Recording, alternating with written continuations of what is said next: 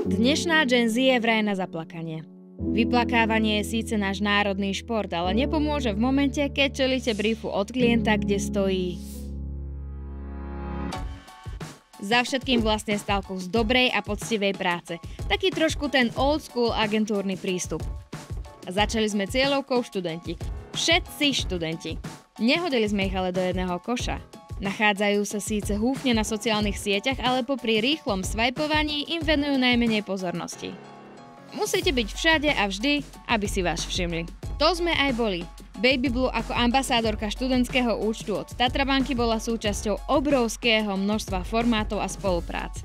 Influenceri boli dôležitým premostením medzi awareness a performance a pomáhali nám účty nielen predávať, ale aj budovať dôveru k značke.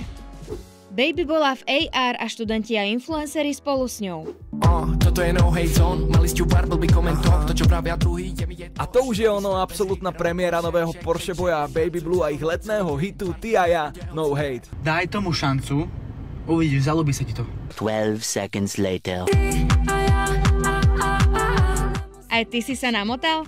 V jesennej vlne influencer Rastio Paulíny pre našu kampaň ako prvý na Slovensku customizoval tenisky Jordan 4 aj do digitálnej podoby. Potrebovali sme ale najmä predávať. A tak sme analyzovali desiatky konverzných ciest, optimalizovali, pripomínali sa či menili taktiku. A bombastický výsledok sa dostavil. Akvizičný cieľ klienta bol na konci kampane prekročený o 26%. Denne sme otvorili o 13% účtov viac a z toho až 97% účtov bolo otvorených cez aplikáciu.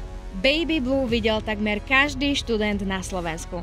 O to ľahšie potom predávali performance kanály. A tak aj tu sa nám potvrdilo staré známe. Aby to klapalo, treba oboje. Tak čau. No hate.